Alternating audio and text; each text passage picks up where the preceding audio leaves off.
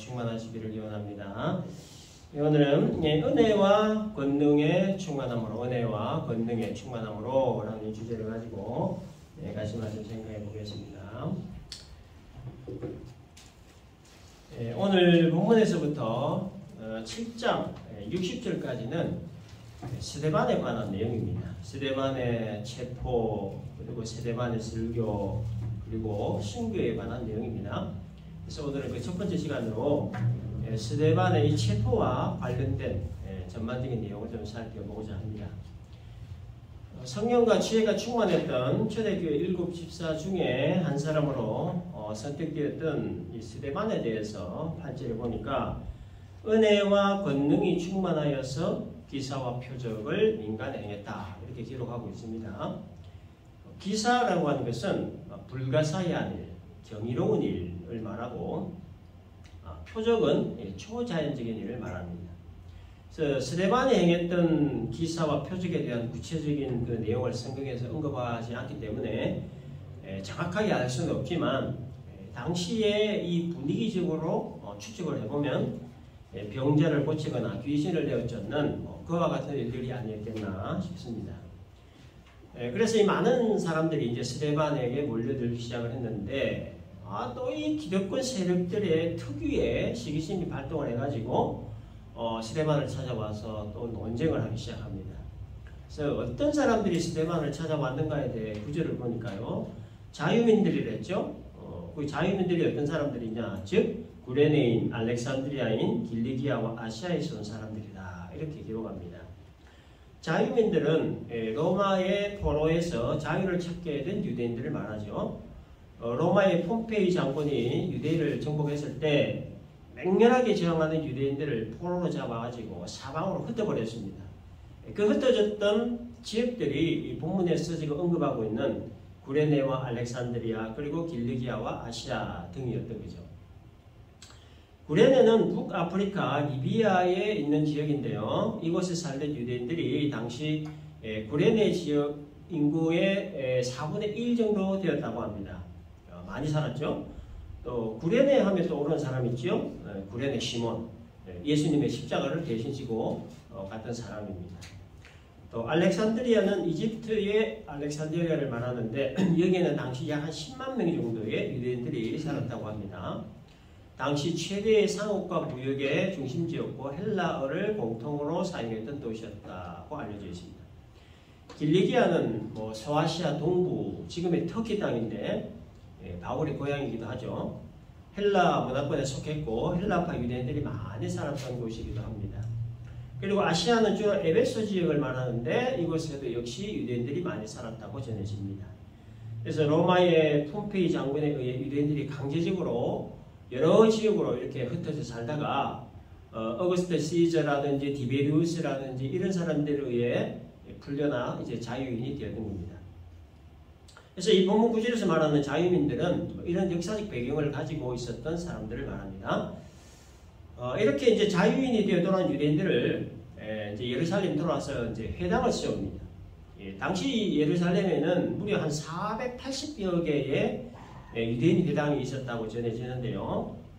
당시에 성인 한 10명만 모이면 회당 하나를 지을 수 있었다고 합니다. 그래서 로마에서 온 사람들은 로마 사람들끼리 회당을 만들고, 또 헬라에서 온 사람들은 헬라 사람들끼리 모여서 또 회당을 만들고, 또 길리기아에서 온 사람들은 또 길리기아에 온 사람들끼리 회당을 만들어서 예배도 하고 또 교육도 하고 그렇게 한 겁니다. 각국으로 이제 흩어진 그 유대인들을 디아스포라라 그렇게 얘기하죠. 들어보셨죠?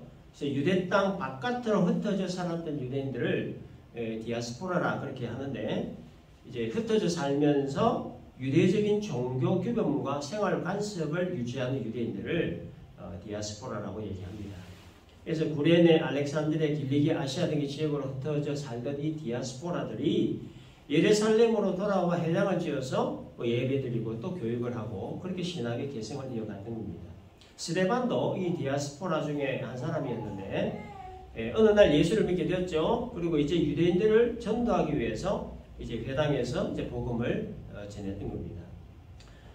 그런데 이제 스데반이 전하는 이 복음을 들은 회당의 지도자급 되는 사람들이 그 내용을 가만히 들어보니까 유대인의 전통과 맞지 않다는 거예요.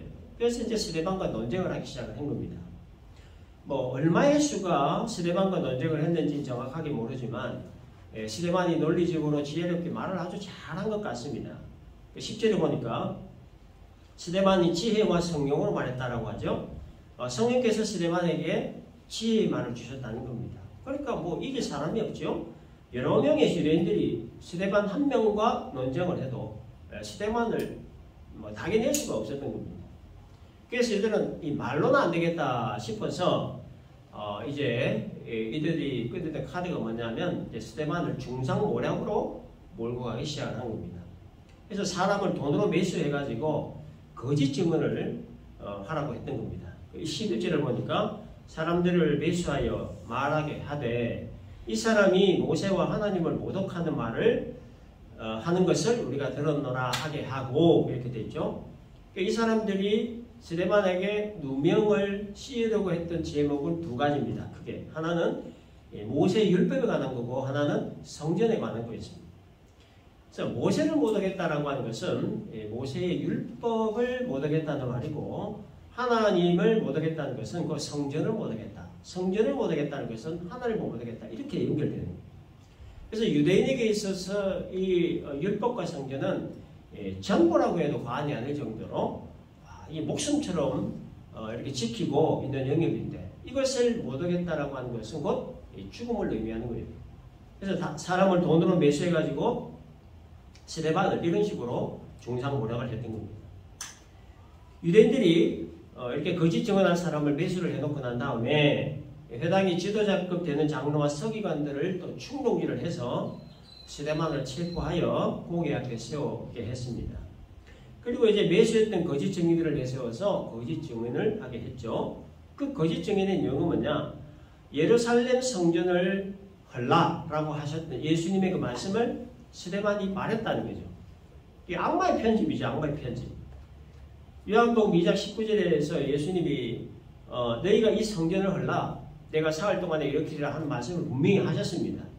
그러나 이 말씀에 담긴 그 의미는 다 빼버리고 저는 문맥 흐름 다 빼버리고 그저 예수가 성전을 헐라고 했다. 이 말만 했다는 거죠. 성전을 헐라 내가 사흘 동안 일으키리라 하셨던 예수님의 이 말씀은 성전된 자기 육체를 허물고 다시 이렇게 세운다. 즉 자신의 십자가 죽음과 부활을 염두에 두고 하셨던 말씀이었죠. 근데 이들은 성전을 헐고 세우는 것에 대한 그 의미에 대해서는 전혀 언급하지 않고 그저 성전을 헐라 라고 하셨던 그 문자적인 말만 붙들고 늘어졌던 거예요. 그래서 유대인들이 생각하는 성전은 하나님이 계시는 곳입니다. 하나님의 임재의 장소입니다. 유대인의 삶이 시작되는 것이고 또 삶의 중심이었습니다.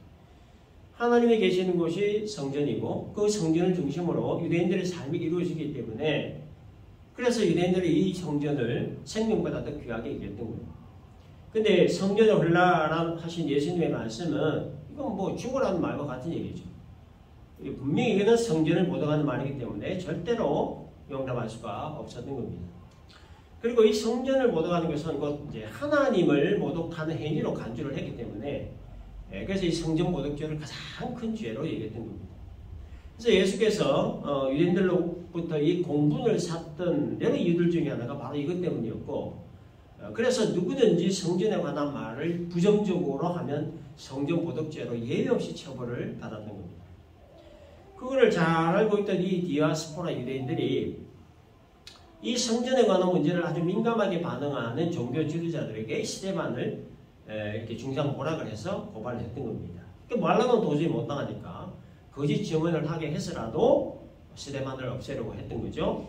성전을 헐라라고 하셨던 예수의 말을 전하고 돌을 다닌다는 죄목으로 누명을 세웠던 겁니다. 또 하나 이들이 거짓 증언으로 고발했던 것은 모세 율법에 관한 겁니다. 또 유대인들은 또 이 율법에 또 목숨 거는 사람들이죠. 모세가 우리에게 전하여 준 규례, 이것은 모세가 하나님께로부터 하달받은 율법을 말하는 겁니다. 근데 이들이 이 율법에 관한 말을 또 어떻게 거짓으로 증언을 했냐면 14절에 보니까 모세가 우리에게 전하여 준 규례를 고치겠다 함을 우리가 들었다. 이렇게 얘기를 했습니다. 근데 여러분 예수님은 단 한 번도 율법을 고치겠다라고 말씀하신 적이 없으시죠. 율법을 완전하게 하기 위해 왔다라고 하셨지 율법을 고치러 왔다고 하신 적이 없습니다.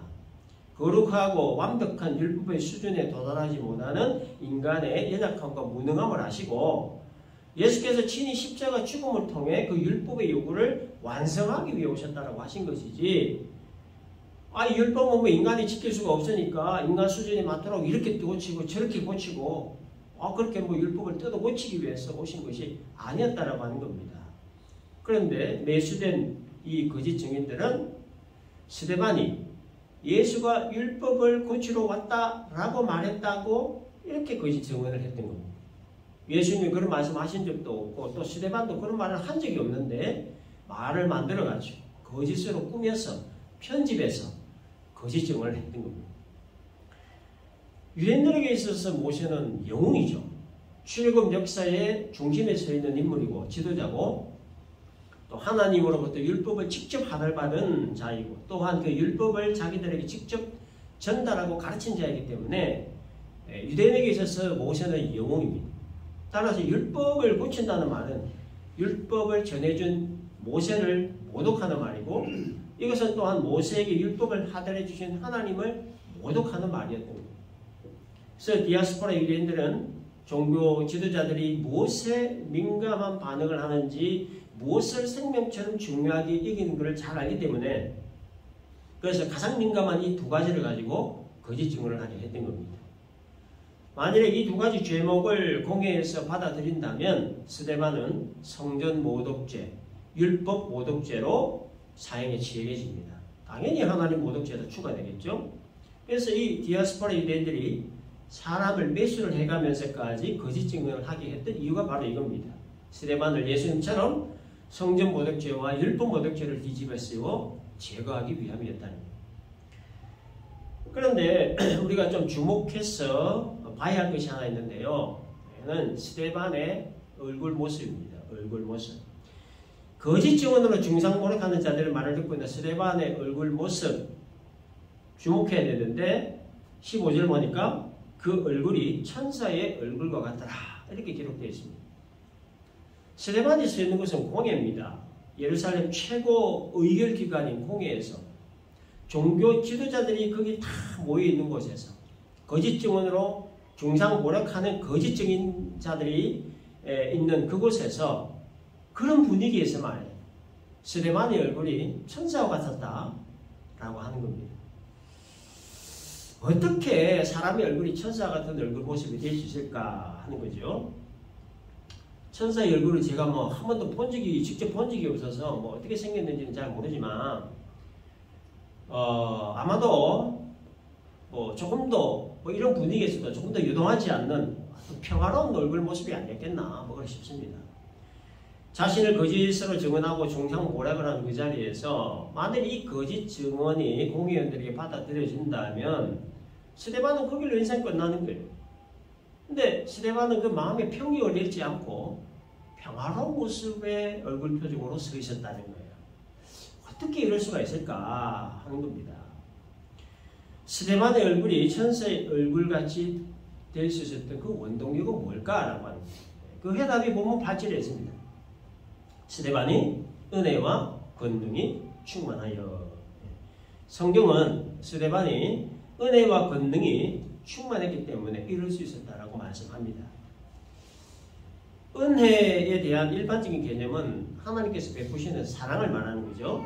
그래서 이 단어는 아랫사람에게 호의를 베풀다에서 파생된 말로 자기 백성들을 지켜주시고 인도해주시는 사랑, 은총, 긍휼을 의미하는 단어입니다. 그래서 은혜를 받았다라고 하는 말의 의미는 하나님께로부터 사랑을 받았다, 은총을 받았다, 긍휼을 받았다 이런 의미의 말입니다. 여러분 예수 믿는 우리가 하나님께로부터 받은 참 너무 많은 은혜가 있는데 그 중에 가장 큰 은혜가 있다면 그게 뭘까요? 독생자 예수를 우리에게 보내주신 은혜죠. 그 예수님을 통하여 우리가 죄사함을 받았고 구원을 받았고 영생을 얻는 그 은혜를 받은 겁니다. 그래서 이 은혜가 하나님께로부터 받은 가장 큰 은혜라는 거예요. 그래서 이 은혜가 충만하다라고 하는 이 말을 물량적으로 표현을 하면 그릇에 물을 부어서 그 물이 넘쳐 바깥으로 흘러내리는 상태를 말하는 겁니다. 하나님이 독생자 예수를 이 땅에 보내주신 은혜, 예수님을 통하여 죄사함과 구원과 영생 주신 은혜, 그 은혜가 너무 커서 또 너무 많아서 넘치는 상태, 그 상태가 바로 은혜가 충만한 상태라는 거예요. 스데반이 이와 같은 하나님의 은혜로 충만한 상태였다라고 하는 겁니다. 그리고 권능이라고 하는 것은 영어 성경 보니까 파워는 힘이죠. 힘. 넘치는 은혜가 겉으로 표출되는 것을 권능이라고 합니다.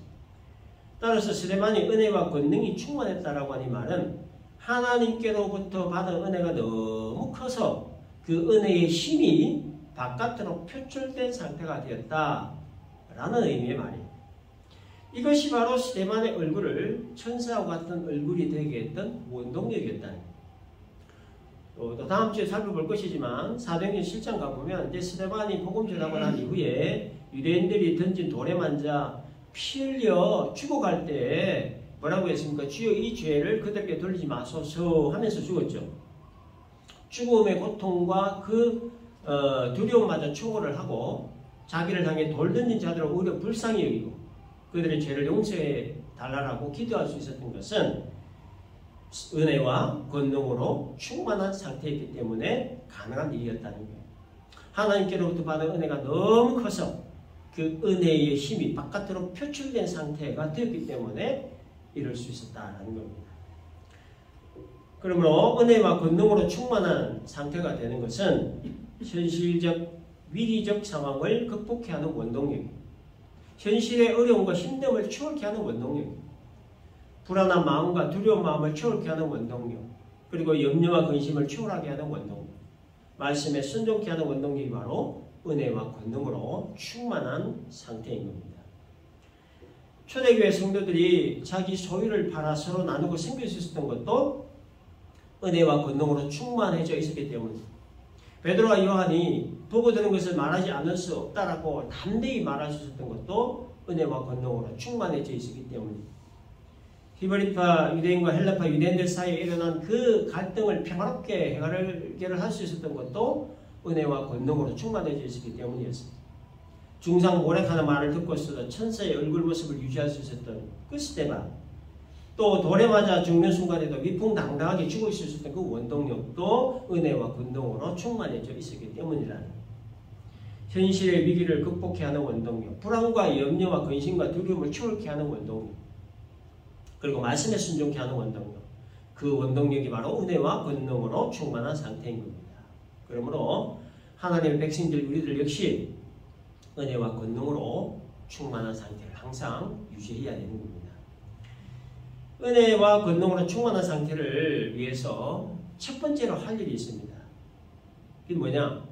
하나님이 나에게 하신 일들에 대해 깊이 생각하는 거예요. 깊이 생각하는 거예요. 나의 죄사함을 위해서, 나의 구원과 영생을 위해서 하나님이 무슨 일을 하셨는가 하는 거죠. 이것을 깊이 생각하고 묵상하는 것으로부터 그 은혜와 권능이 이제 시작이 되는 겁니다. 하나님의 공의의 심판으로 영원한 지옥의 형벌을 받았어야만 했던 나죠.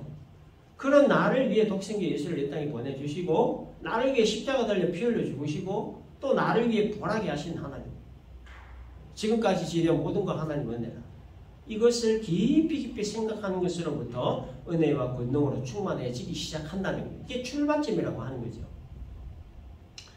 여러분들은 참 많은 생각을 하며 살아갑니다. 그렇지요? 한순간을 생각하지 않고 살아가지 않습니다. 뭐 부모에 대한 생각도 하죠. 자식에 대한 생각을 합니다. 남편 생각, 아내 생각, 돈의 생각, 뭐 일 생각, 사람 생각, 나라 생각 등등등 수없이 많은 생각들을 우리가 하고 살아가고 있는데, 그 많은 생각들 중에 우리가 정말 하루라도 빼먹어서는 안 되는 생각이 있는데 그게 바로 하나님에 대한 생각이라는 거예요. 이사야 40장 26절에 보면 너희는 눈을 높이 들어 누가 이 모든 것을 창조하였나 보라. 주께서는 수혜대로 만상을 이끌어내시고 그들의 모든 이름을 부르시나니, 이런 말씀이 있습니다. 여러분, 눈을 들어 하늘을 보면 무엇이 보입니까? 낮에는 뭐 하늘과 구름과 해 이런 게 보이겠죠? 밤에는 뭐가 보입니까? 달과 별 이런 게 보입니다. 그 해와 달과 별들을 보면서 그거를 누가 만들었는지 생각해보라 라고 하는 의미의 말씀이죠. 밤하늘에 떠있는 수없이 많은 별들. 근데 우리 눈에 보이는 그 별들은 우주 전체 크기에 비하면 아무것도 아니죠. 점도 아닙니다. 아무것도 아니에요. 한 점도 안 돼요. 그래서 우리는 저 하늘에 떠있는 그 별들이 얼마나 많은지 그 수를 알 수가 없어요. 또 별을 담고 있는 저 우주가 얼마나 크고 넓은지 우리가 알 수가 없는 겁니다. 그 우주과학자들의 그 말을 글 써놓은 걸 또 이렇게 보면요. 초속 30만 킬로미터 속도로 10만 년을 가야 우리 은하계를 벗어날 수 있다고 합니다. 이 우주를 가로지는 데에는 초속 30만 킬로미터 속도로 137억 년이 걸린다고 해요. 이 감이 안 오는 속도입니다. 감이 안 오는 시간이죠. 아무 말 대잔치를 하는 것 같기도 하고, 과학자들이 그렇다 그래요. 이게 맞다 아니다 이걸 증명할 수가 없으니까 그런가 보다 하는데, 아무튼 그런다고 합니다. 네, 1977년 8월 20일에 그 토성 탐색을 위해서 미국에서 보이저 1호 우주선을 쏘아올렸습니다. 이 보이저 1호가 지구를 떠나 토성에 도달하기까지 걸린 시간이 시속 73,600km 속도로 3년 2개월이 걸렸다고 해요. 그러니까 1시간에 73,600km 가는 우주선이 3년 2개월 동안 갔으니까 이 지구에서 토성까지 거리가 얼마나 되는 거예요. 역시 감이 잘 안 옵니다. 제가 또 흥미가 있어가지고 또 자료를 찾다 보니까 2013년 8월 19일 연합뉴스에서 지금 한 기사가 있는데 그걸 보니까요.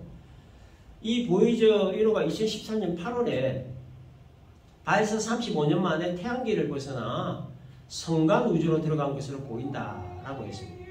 성간 우주라고 하는 것은 별과 별 사이의 공간을 이루는 말이라고 하는데 시속 73,600km 속도로 35년을 날아서 태양계를 벗어났다는 그런 얘기예요. 시속 73,600km 속도로 35년을 날아간 거리 가늠이 안 돼요. 겨우 태양계 겨우 벗어나는 것만 해도 이렇게 오랜 시간이 걸리는데, 그런데 이 태양계도 전체 우주에 비하면 이건 역시 아무것도 아니라는 거죠. 이 점도 아니라고 합니다. 시속 73,600km 속도로 35년을 날아서 이 작은 점에 불과한 태양계를 겨우 벗어났다고 하면, 그렇다면 도대체 우주는 얼마나 크고 넓다는 얘기야. 이 시간과 공간의 제약을 받고 있는 우리 인간의 지식이나 지혜로는 담을 수 없는 넓이와 크기입니다. 자, 그런데 중요한 건 뭐냐? 중요한 거는 이 넓고 큰 우주를 누가 만들었냐라고 하는 거예요. 누가 만들었냐? 누가 이 지구를 만들고 누가 이 지구에 생명체를 있게 했냐라고 하는 겁니다. 일부 과학자들이 우주가 하나의 점에서 대폭발하여 이루어졌다. 이런 빅뱅 이론을 내세우죠. 그러나 그 하나의 점이라는 것이 뭘 의미하는지, 그리고 그 하나의 점은 어떻게 생성되었는지에 대해서 설명하지 못합니다. 또 인류 기원이 원숭이로부터 진화됐다, 진화론을 내세우지만, 근데 그 원숭이가 또 어디로부터 왔는지도 역시 설명하지 못하고, 또 지금 존재하는 원숭이는 도대체 뭐냐에 대한 건 역시 설명할 수가 없습니다. 그러나 성경은 우주 만물을 누가 창조하셨는지, 어떻게 창조하셨는지, 왜 창조하셨는가에 대해 명확하게 말씀하고 있죠. 또 사람을 누가 어떻게 왜 창조하셨는가에 대해 분명하게 말씀하고 있습니다.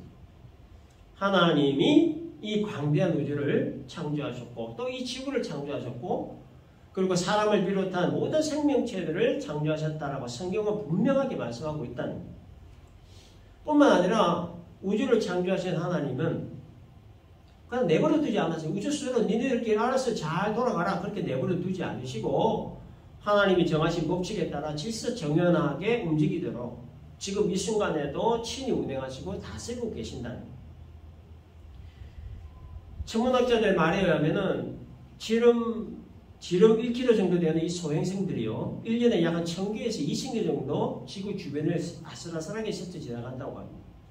그래서 만약에 이 소행성들이 궤도를 이탈해가지고 뭐 하나라도 지구에 떨어진다고 하면 뭐 지구는 거기로 끝장난다고 해요. 지름 100m 정도 되는 소행성들이 1년에 약 한 10만 개 정도가 지구 주변에서 지나간다. 그리고 거기 소행성 그 파편들이 있죠. 파편들이 1년에 약 한 1억 개 이상 대기권 안으로 들어온다고 합니다. 그래서 대기권 안으로 들어온 소행성 그 파편들은 뭐 대기권 들어오면서 다 뭐 불에 타서 증발되지만, 근데 뭐 지름 100m 정도 되는 소행성들이 지구에 떨어진다고 하면 대도시 하나가 그냥 통째로 날아가 버린다고.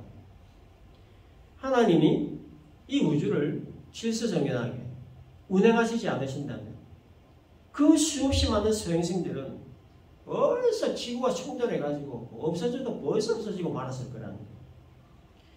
직경 1km 소행성 1, 2천 개와 직경 100m 소행성 10만 개가 지구 주위를 스쳐 지나가고 소행성 파편들 1억 개 이상이 대기권 안으로 들어오지만 지금까지 그런 소행성이 지구와 부딪혀서 사고 났다는 기록은 없습니다. 가끔씩 뭐 소행성이 지구를 향해 다가온다는 뭐 그런 기록은 있지만 실제로 그런 일이 일어난 적이 없다는 거예요. 우주를 창조하신 하나님, 지구를 창조하신 하나님, 생명체를 있게 하신 하나님이 자신의 생산대로 지으신 백성들이 살고 있는 이 지구를 지금 이 순간에 눈동자같이 지켜주시고 있다는 거예요. 우주 창조하시고 지구 창조하시고 생명체 창조하신 그 창조주 하나님이, 그 광대하신 하나님이 나를 구원하기 위해, 나에게 천국 주시고 영생 주시기 위해 하신 일들이 뭐냐? 라고 하는 것에 대해서 깊이 생각하는 것으로부터 하나님의 은혜와 권능이 비로소 시작된다라고 하는 거예요. 하루에도 수없이 많은 생각들을 하며 살고 있는 우리가 우주를 창조하시고 운행하시고 다스리시는 하나님에 대해 깊이 생각을 하고, 그 광대하신 하나님이 나를 위해 무엇을 하셨는가에 대해 깊이 생각을 하면 지금 살아 숨쉬고 있는 이 자체가 하나님의 큰 은혜라고 하는 것을 뼈저리게 아주 전율을 느끼며 우리가 깊이 깨닫게 될 것입니다. 은혜와 권능으로 충만한 상태를 위해 그 다음 해야 될 일은 뭐냐? 구하고 찾고 두드리는 일입니다. 은혜를 주시고 권능을 충만하게 하시는 주체자는 하나님이시죠. 따라서 하나님은 그 은혜와 권능을 구하고 찾고 두드린 자에게 주시는 거예요. 하나님의 비상섭리를 제외하고 일반적으로 하나님은 그 은혜와 권능을 사모하고 기대하면서 간절히 구하고 열심히 찾고 애타게 두드리는 자에게 주신다는 거예요. 하나님의 비상섭리라는 것은 말 그대로 비상시에 주시는 은혜를 말하는데, 예수 믿는 자들을 잡으러 가기 위해 다메섹으로 가는 바울을 부활하신 예수님 만나게 하심으로 이방에 빛이 되게 하신 사건, 이런 비상섭리 외에 하나님은 일반적으로 구하고 찾고 두드리는 자에게 주시는 겁니다. 그래서 누가복음 11장 13절에서 주님은 너희가 악할지라도 좋은 것을 자식에게 줄 줄 알거든 하물며 너희 하늘 아버지께서 구하는 자에게 성령을 주시지 않겠느냐 말씀하셨습니다. 은혜와 권능을 주시는 주치자이신 성령 하나님이 은혜와 권능을 찾고 두드리고 구하는 자에게 주신다라는 말씀입니다. 은혜와 권능을 구하고 찾고 두드리는 방법에 대해서 성경은 두 가지를 말씀합니다. 하나는 말씀이고 하나는 기도입니다. 그래서 디모데전서 4장 5절에 하나님의 말씀과 기도로 거룩하여짐이라 말씀이 있습니다. 죄인이 거룩하여진다는 것은 하나님이 주시는 은혜와 권능의 최절정 상태를 말하는 거예요. 하나님이 주실 수 있는 최고의 선물, 최고의 은혜, 최고의 권능이 바로 죄인이 거룩하여지는 겁니다. 죄인의 신분에서 의인의 신분으로 변화되는 것, 지옥 백성에서 천국 백성으로 옮겨지는 것, 이것이 바로 죄인이 거룩하여지는 은혜요 또한 권능이라는 것. 그래서 말씀과 기도를 통해 이와 같은 하나님의 은혜와 권능으로 충만해질 수 있다는 것. 그렇다면 은혜와 권능으로 충만해야 할 이유는 뭐냐? 이유는 두 가지 이유가 있습니다. 첫 번째 이유, 가장 본질적인 이유는 예수를 올바로 믿기 위함입니다. 예수를 올바로 믿으려면 어떻게 해야 되겠습니까? 예수를 올바로 알아야 되죠. 예수님이 누구이신가? 예수님의 존재에 관한 것. 예수님이 무엇을 하시기 위해 이 땅에 오셨는가? 예수님의 사역에 관한 것. 그 예수의 존재와 사역에 관한 것을 올바로 알아야 예수를 올바로 믿을 수 있는 겁니다. 그러나 이것을 모르거나 혹은 부분적으로만 알면 결론적으로 예수를 이상하게 믿게 되는 거예요. 예수를 이상하게 믿는다는 것은 자기 식대로 자기 필리대로 믿는 것을 말하는 거예요. 성경에 기록된 예수를 믿어야 하지만 성경에 없는 예수, 자기가 만든 예수를 믿는 이상한 믿음을 가지게 된다는 거예요. 성경을 자기식대로 자기 편리대로 해석 적용하여 믿는 믿음. 참 이상한 믿음. 그래서 예수의 존재와 사역에 관한 것을 올바로 알지 못하면 이렇게 되어버리기 쉽다는 거예요. 그러므로 예수를 올바로 믿기 위해서는 예수를 올바로 알아야 되고 예수를 올바로 알기 위해서는 예수에 대해 기록된 성경을 잘 알아야 되는 겁니다. 두 번째 이유는 평정심을 위해서입니다. 여러분 삶에 일어난 여러 가지 예기치 않은 일들, 발목을 붙잡고 넘어뜨리는 복병들, 계획대로 안 되고 뜻대로 안 되는 일들로 인해서 마음이 힘들고 불안하고 두렵고 고통스럽고 분노가 치밀어 오르죠. 하루하루 괴롭고 고통스러운 겁니다. 그러나 하나님의 이 은혜와 권능은 이런 것들로부터 자유하게 해준다는 거예요. 마음의 평정을 가질 수 있도록 해주는 것이 바로 이 은혜와 권능이라는 거예요. 스데반이 죽음의 위기 앞에서도 천사의 일과 같은 모습을 가졌던 것 같은 평정심을 가지게 해주는 것. 이게 바로 은혜와 권능이라는 거예요.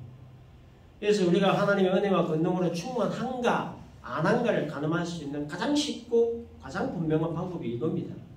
마음이 힘들고 불안하고 두렵고 분노가 치밀어 오르는 상황에서도 마음의 평정이 있느냐, 요동하지 않는 평정심이 있느냐 하는 이겁니다. 위기적 상황, 분노가 치밀어 오는 상황에서 요동하지 않는 평정심이 유지된다고 하면 그거는 하나님의 은혜와 권능으로 충만해져 있다는 하나의 증거가 되는 거죠. 위기적 상황에서 불안하고 두렵고 염려와 근심으로 인해 평정심이 흐트러지고 깨어져 버린다고 하면 그건 하나님의 은혜와 권능으로 채워져 있지 않다는 하나의 증거가 되는 겁니다. 흑백 논리인 것 같지만 사실이 그렇습니다. 감정의 기복이 없이 평안하고 고요한 마음의 평정심. 하나님의 은혜와 권능으로 충만할 때 거짓 증언 앞에서, 중상모략 앞에서, 그리고 죽음 앞에서도 요동하지 않았던 스데반과 같은 평정심을 가질 수 있게 된다는 겁니다. 정리하겠습니다. 은혜와 권능으로 충만한 상태가 되는 것은 위기적 상황을 극복해 하는 원동력, 현실의 어려움과 힘듦을 초월하게 하는 원동력, 그리고 불안한 마음을 초월케 하는 원동력, 염려와 근심을 초월하게 하는 원동력이라는 것. 은혜와 권능으로 충만한 상태를 위해 첫 번째 해야 할 일은 하나님이 나에게 하신 일들에 대해 깊이 생각하는 것이고, 두 번째는 은혜와 권능을 구하고 찾고 두드린다는 것. 은혜와 권능을 구하고 찾고 두드리는 방법 두 가지는 말씀과 기도라고 하는 것. 그리고 은혜와 권능으로 충만해야 하는 이유 첫 번째는 예수를 올바로 믿기 위함이고, 두 번째는 평정심을 위해서라고 하는 이 말씀 잘 기억을 하시고, 우리 모두 하나님의 은혜와 권능으로 충만한 사람 되므로 말미암아 위기적 상황 앞에서도 요동하지 않을 수 있는 평강의 사람 될 수 있기를 주님의 이름으로